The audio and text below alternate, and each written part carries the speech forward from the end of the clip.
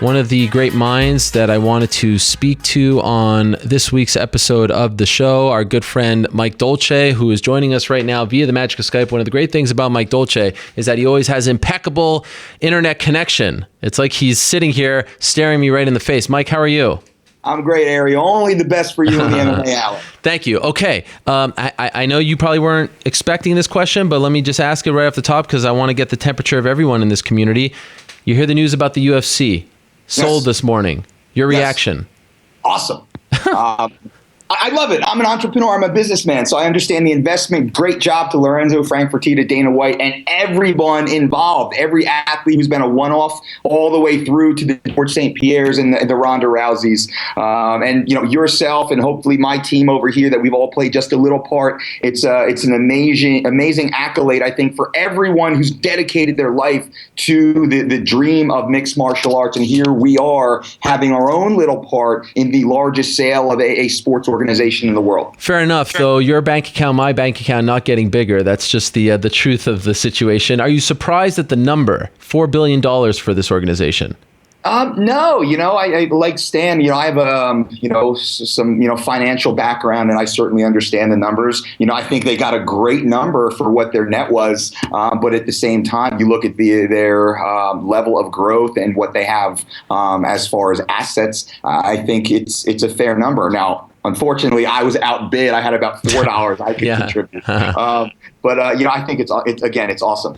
Okay, a lot of things I want to talk to you about. One of the things, of course, big news last week is the Jone Jones situation. We were just talking with Brian, and he was laying this out about how if you're not telling USADA and the UFC supplements that you're taking, if you're not doing your due diligence, then you're equally as reckless as the guy who's taking PEDs, even if you say you don't know.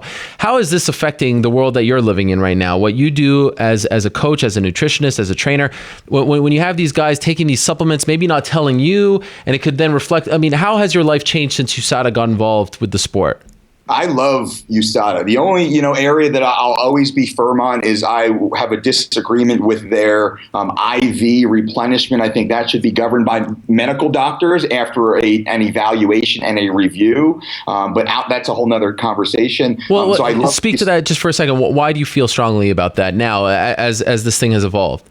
Because bureaucrats shouldn't be determining the health and safety of athletes. That should be done by medical doctors. There are certain athletes, I won't name names, that actually do not cut a lot of weight. 2, 3, 4 pounds during all of fight week, but they have such extreme anxiety when they get the adrenaline dump on stage, they can't hold down a sip of water, they can't eat a meal without getting diarrhea. That athlete and athletes similar to that who are not big weight cutters, they should be able to actually talk to a doctor, become evaluated, and have the access to medically prescribed, medically administered, medically supervised USADA reps standing there, IV rehydration. They should have that ability to lower the risk of long-term TBI, brain issues, health issues. That list goes on and on. So I'll always be an advocate for athlete health and safety. Okay, fair enough. Now, so going back to the original point, how has it affected you, good or bad, USADA getting involved? USADA getting involved has actually been bad because we can't keep up with the business. We can't. That's a good problem. I've continued to hire my staff. I have a staff of 10 here now in my office, on my team, registered dietitians, certified strength and conditioning specialists, exercise physiologists, tech support, customer service, all this that we have to try and keep up with the demand because we are such a diligent team. But we have our athletes sign waivers and contracts that they cannot consume any supplement unless it has been approved and cleared by my team, my office, where they owe us our full fare up front and we immediately dissolve service with the athlete. It's serious business. Yeah. And for a guy like Jone Jones, who I agree with you, I think he's the greatest fighter on the planet, maybe of all time. It's going to be hard to make that argument because he's missed quite a bit of time actually in competition. But if we were working with an athlete with Jone Jones, we would vet it every single supplement. Now, right here, Jeff Nowitzki's on my speed diet. I call Jeff, hey, this XYZ product, it is not NSF certified, but it's not on the USADA list. Can you let us know if that is approved? There's a whole list of supplements that are approved. Every supplement that you could think of is actually on that list, essentially. But to Stan's point, we don't need supplements.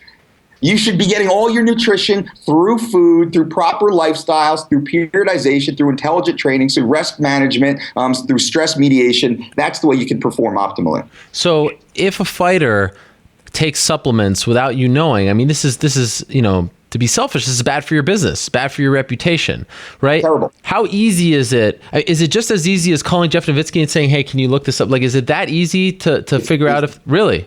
That's it? Exactly. It's that easy. So there's no excuse for not telling them in advance. There's no excuse, especially at the elite level. We're talking about millions of dollars off a scoop of some $20, sucralose-laden crap that's not giving performance anyway. And I will say there are supplements out there that are intentionally doped that the supplement store owner knows, and they kind of lie under the fringe, and they're sitting on the shelf, and the supplement store clerk is going to be like, this is the one, like Stan said, had meth in it. Or I remember back when I was in high school, there was a product called Russian Bear that had trace elements of Dianabol, one of the most powerful steroids on the planet. Wow. All the high school kids were buying that up, and eventually it was taken off the shelves and reformulated. Or you think about the Mark McGuire andro dates, pro hormones. That stuff is rampant. And I'm not going to put my morals on other people and say you shouldn't take that. But if you're competing in sport that has rules and confines of conduct, you damn well better not be. You better vet that and make 100% sure. And this is a world that is very foreign to me. But from your experience, I mean, how normal is it for these supplements to be tainted? I mean, all of a sudden we're finding out, like every single guy is saying tainted. Is that a normal thing? Is it just best to just stay away from all of them? Is that what you would advise a fighter?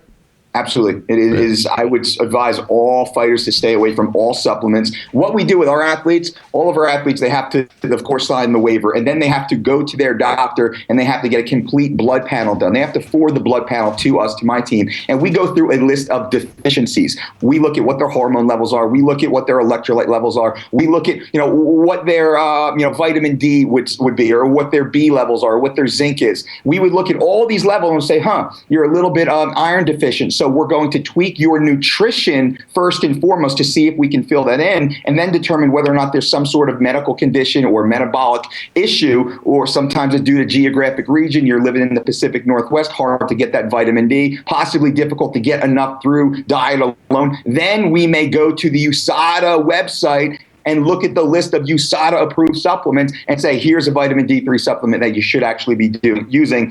Go to your doctor now and have your doctor sign off on this also. That's what we do. We make sure we have 2 and 3 and 4 different set of professionals that actually vet every protocol that we suggest. Wow. This is what you must do at the elite level. Yeah. The early weigh-in has become this new story, and we saw almost a disaster where Miesha Tate almost missed the window and the fight would have been called off. How do you feel about the early weigh-in? Is it beneficial to the fighter? Is it trickier for the fighter? What's your take on it? I love the early weigh-in, and I actually sat down with Jeff Nowitzki prior to the California State Athletic Commission weight-cutting symposium, and this was one of the suggestions I passed on to Jeff. The earlier the weigh-in, the better, because it's about the health and safety of the athlete. That fluid sac around the brain, it takes longer than 24 hours to fill back up. 36 hours is stretching, and all the data that I and my team have found, it'll take at least 48 hours to fully replenish itself when you are even mildly dehydrated. We're talking about a 3 to 5% level of dehydration. That's a whole nother conversation. I was almost going back to the IV stuff.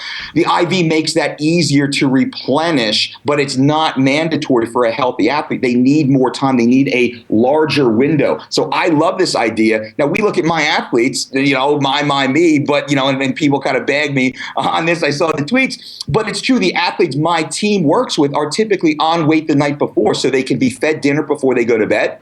They can have breakfast in the morning, and they go and step in on the scale. So this was very selfish. I want the athletes weighing in earlier so we can rehydrate them. They can be fully fed. They can be healthy when they step inside the octagon, and they can lower their risk of long-term medical issues.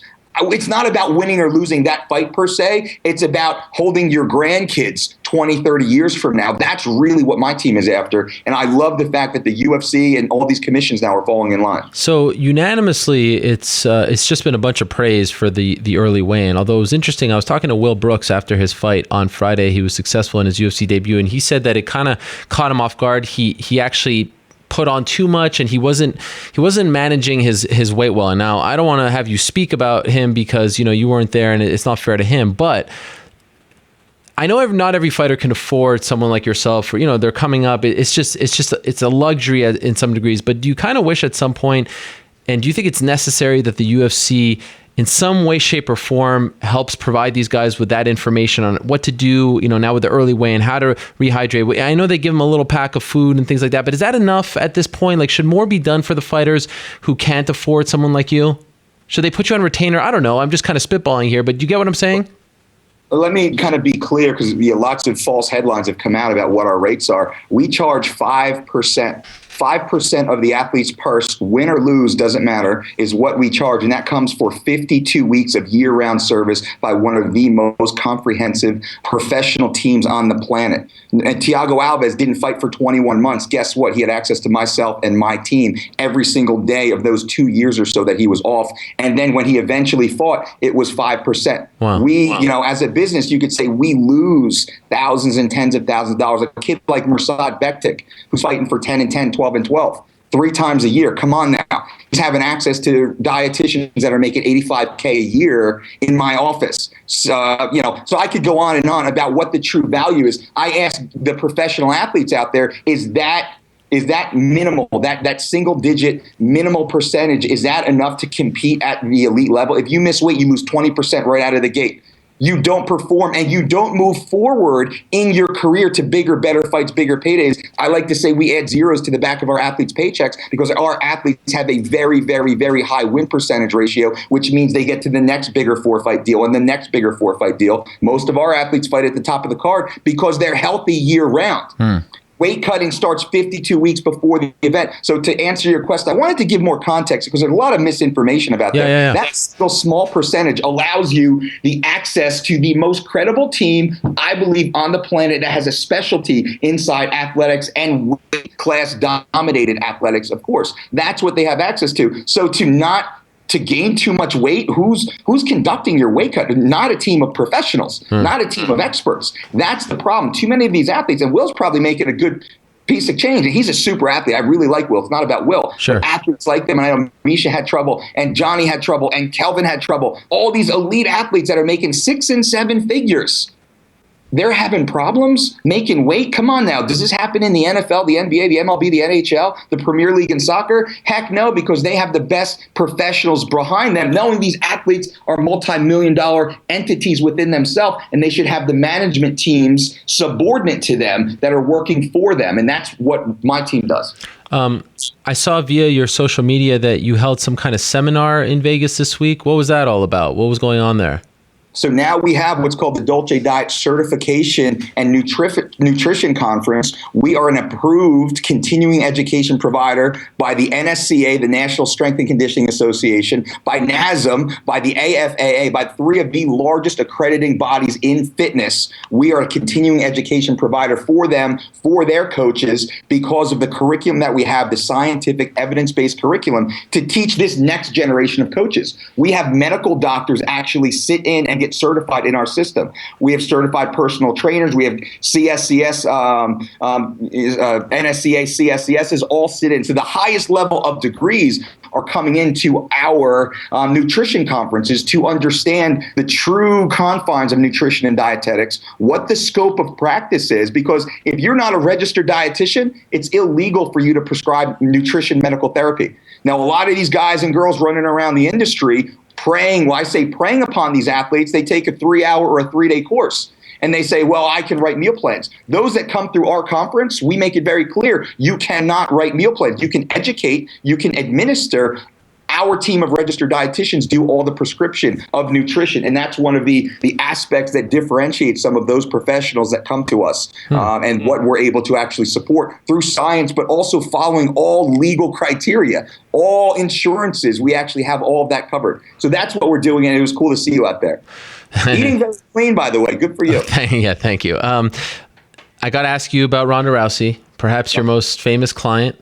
What kind of update can you give us on her? Amanda Nunes, new champion. Every time we see that belt defended, we think of her. Where's she at? She is. She's living a great life in Southern California. Okay.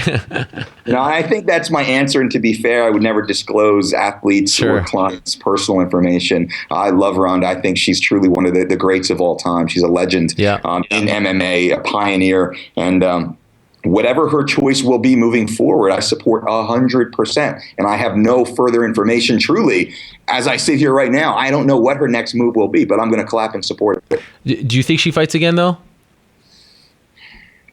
I don't know if she does, but if I'm in her shoes, I don't know if I would. If I've amassed the career and the financial, capital that she has, she's very intelligent. She's very shrewd with her savings and her investment. This is a young lady that could live 100+ years off of her savings alone and have a very nice life and not have to work again. But we know Ronda she can command 6 figures plus for a single appearance. She can do a couple appearances a year and make more money, than probably the entire UFC roster combined. So does she fight again? Man, I have no idea. As a fan, I would love to see it.